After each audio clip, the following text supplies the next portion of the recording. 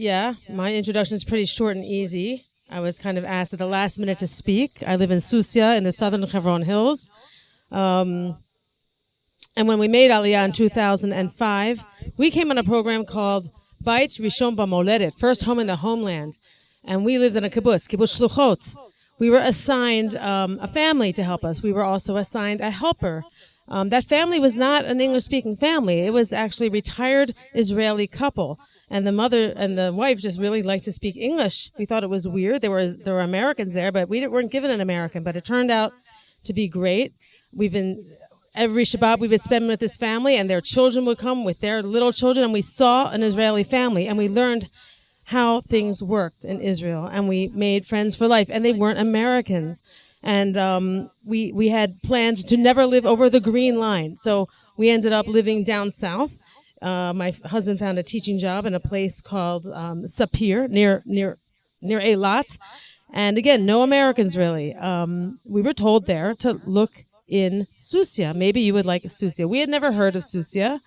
And there were no Google Maps at the time. There was no Waze.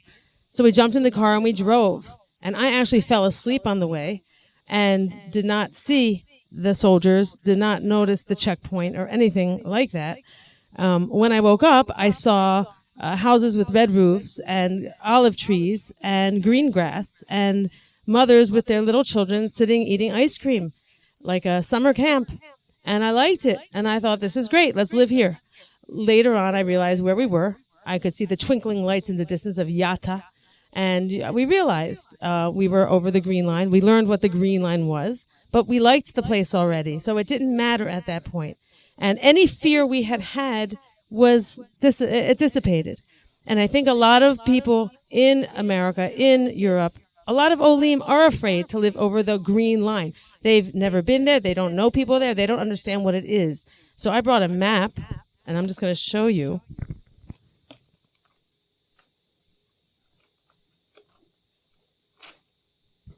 This is Yehuda and Shomron, north of Jerusalem and south of Jerusalem. I know it's pretty impossible to look at it, but it is 60% of Israel. Yehuda and Shomron is a big area, okay? It's about the size of Delaware. Maybe 2.5 hours from the north to the south. I just came from the Jordan Valley just now, from Rotem, all the way up near Beit Shan. 2 hours. My son learns there. It's a big area. And I wrote a lot of things down because people just don't know anything about Yehuda and Shomron. These people keep coming to the same places. I'm talking about Anglos. They keep going to Beit Shemesh and Ranana and Jerusalem. There are a lot of other places. The girl earlier, Ariella, has talked about housing. There's really not a housing crisis in Judea and Samaria. And things are affordable. I'm going to tell you, Jerusalem's the middle. If you go north, there's Benjamin. You keep going north, there's the Shomron. In the Shomron, there are 33 Yeshuvim. There are 43,000 people. Some of these places you've probably never heard of. Barkan, Itamar, Kfar Tapuach, Tel Menashe, Mevodotan, Karnei Shomron, Emmanuel, Kedumim, and a city, Ariel. You've heard of Ariel? 21,000 people. Ariel University, 20,000 students. That is a city. That is an affordable city. There are apartments. There are houses. You can buy. You can rent. Don't say there's no housing in Israel. There's plenty. And we can go south to Benjamin. 50 Yeshuvim. 70,000 people. 70,000 Jews living in Benjamin. That's east of 60 and west of 60. That's part of the Jordan Valley, all the way down to Yerushalayim. Some of the places, maybe you've heard of them. Ofra, Shiloh, Neve Suf, Har Bracha, Bruchin, Eli, Sargot. Now you can go to the north, east of Jerusalem, Malay Adumim, 39,000 people. That is a city. All these places, most of these places have pockets of Anglos. You do not need to live in Efrat, which is huge, 16,000 people. 60% of them speak English. Expensive. You don't need to live with 16,000 people who speak English. You could have 1 or 2 or 3 English-speaking families to help you along, to help you settle in. You will make friends. You can't help it. You're going to go to the store to buy milk. You're going to talk to your neighbors about parking. You're going to meet people. You're going to be fine. You go west of Jerusalem, Givat Zev, 30,000 people. 2 big Anglo neighborhoods. Expensive. But you look around, you will find places to live. It is not impossible. Not everyone has to be a millionaire to live in Israel. I am a lifeguard. This is my whistle. I wake up every day at 6 o'clock and open the pool. I used to be an attorney. Today, I work for Hatzalah Lelo Gvulot, Hatzalah Yuda V'Shomron. I am the spokesperson and English fundraiser. I didn't even know what fundraising was. I didn't know there were medics in Yehuda and Shomron. I didn't ask that question when we moved there. Like I told you, I saw mothers eating ice cream on the grass. But one day I had a baby and I needed an ambulance. And I called 101. And who came? Medics that I knew. These are my neighbors. There are 1,600 medics throughout Yehuda and Shomron. These are people who live with us throughout these 150 Jewish communities, north of Jerusalem, south of Jerusalem, Yehuda and Shomron. Say the words Yehuda and Shomron. It is not the West Bank. It is Yehuda and Shomron. It is Jewish land.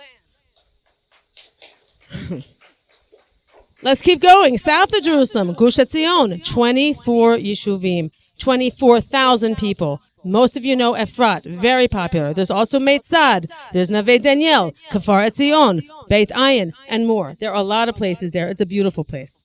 Beautiful weather, just like Yerushalayim. Keep going south. Chavron and Kiryat Arba, 21 Yeshuvim in Har Chavron. That's where I live. Kiryat Arba itself has 9,000 people.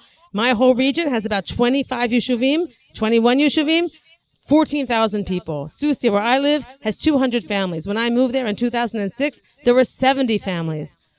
These places are growing.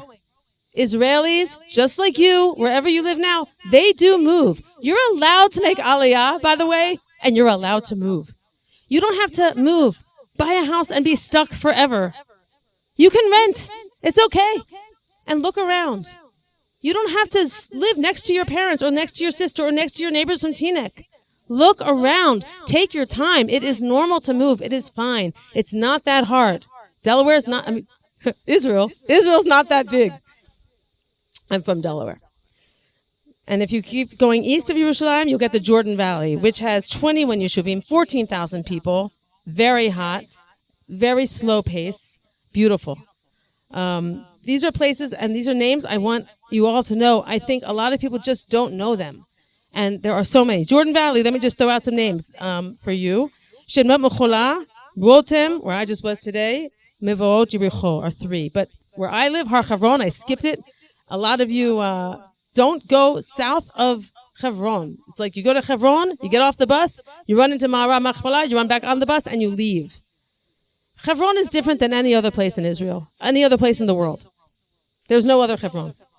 But south of Hebron, where I live, it's like little communities, little villages, little summer camps. I'll just give you some of the names. Write them down if you're interested, and you can contact me afterwards. Malei Chever, Carmel, Adorah, Otniel, Susia. Those are some. I just wanted you to know, I think what we need to do is make a plan. And I'm not talking about government planning here. I'm talking about real people on the ground doing stuff, because I think that's how things get done. I'd like to build first home in the homeland in the relevant Yeshuvim. Pockets of Anglos, pockets of Olim will help, and we can match families to those Yeshuvim. I think that could work. It could be after they land. It could be directly from the plane, but I think that will help. It's not as expensive where we live. A new house where I live is 1,500,000, not 6 million like it is in Efrat. Okay, shekels. That's $400,000 for a new house, something like that. Efrat much more expensive. Beit Shemesh much more expensive. You do need to be a millionaire, but throughout Yehuda and Shomron, there are 150 communities. You don't need to be a millionaire. You don't. You can be a teacher. You can be a gardener. You can be a security guard. You can be a lifeguard. You can have a very good life. It's a very high quality of life and very, very good people. That's what I've got.